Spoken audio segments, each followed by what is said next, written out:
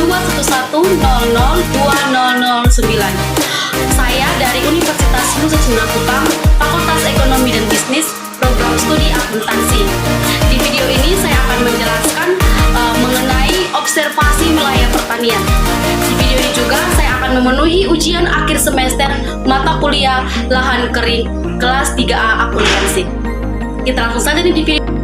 Oke, baik, sebelum saya menjelaskan mengenai keunggulan dan kelemahan pertanian lahan kering yang saya pilih ini, saya akan menjelaskan beberapa pemanfaatan dalam lahan kering yang memiliki potensi untuk pertanian dan dapat menghasilkan tanaman yang berkualitas tinggi serta produksi tanaman pertanian yang banyak dan memiliki potensi yang tinggi apabila lahan tersebut memiliki beberapa komponen yang mendukung. Yang pertama itu saya memilih lahan potensial karena lahan pertanian yang produktif untuk saya yang memilih daerah tahan atau lahannya berpotensi untuk kegiatan yang bernilai ekonomi. Pemanfaatan lahan potensial di daerah-daerah daratan rendah. Daerah yang saya pilih ini adalah daerah yang bersifat daerah dataran rendah dan memiliki lahan yang kering. Lahan yang kering atau tegalan yang bisa digunakan untuk menanam. Pada video pertama ini kita bisa melihat bahwa para petani menanam jagung, kacang, buah-buahan, sayur, dan bumbu dapur pada musim kemarau atau di bulan November dan Desember. Pada bulan ini para petani berbondong-bondong untuk menanam tanaman mereka.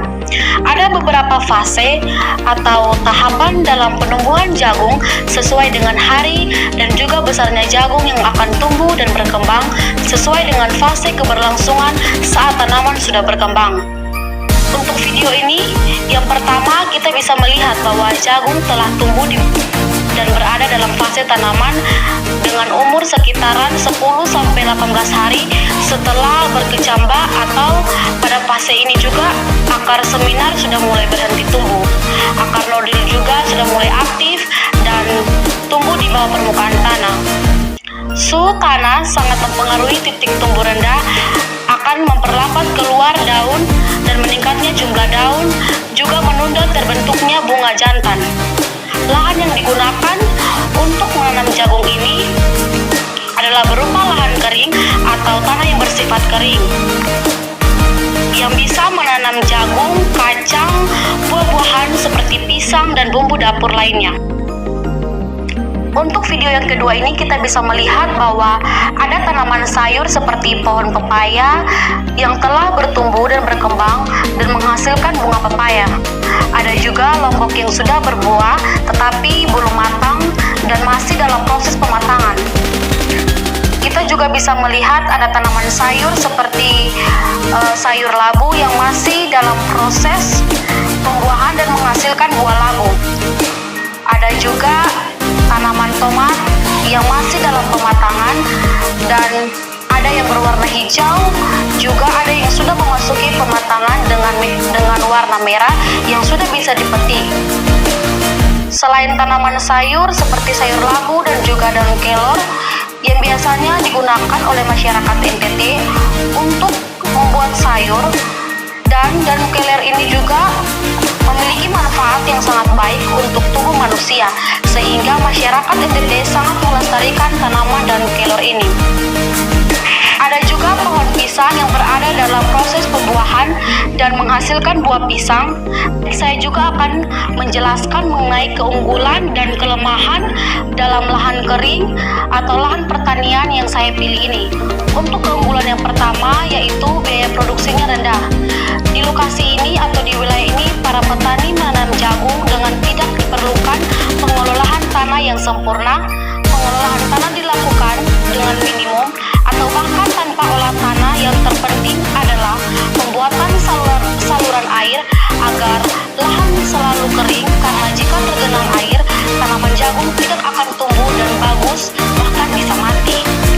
Keunggulan yang kedua, untuk tanaman kacang, para petani memiliki atau memilih tanah yang gembur dengan pH antara 6-6,5 agar agak lembab dan baik, sehingga kacang tersebut dapat berkembang sesuai dengan apa yang diinginkan para petani.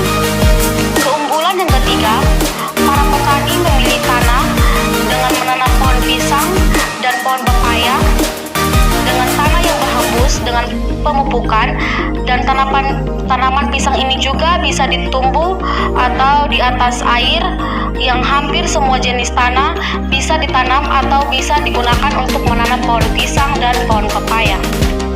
Keunggulan yang keempat, untuk sayur-sayuran seperti tadi dalam video ada sayur labu dan daun kelor, tidak jauh berbeda dengan tanaman jagung dan tanaman kacang yang memiliki tanah atau lahan yang kering, dan para petani juga melakukan pemupukan pada tanaman tersebut.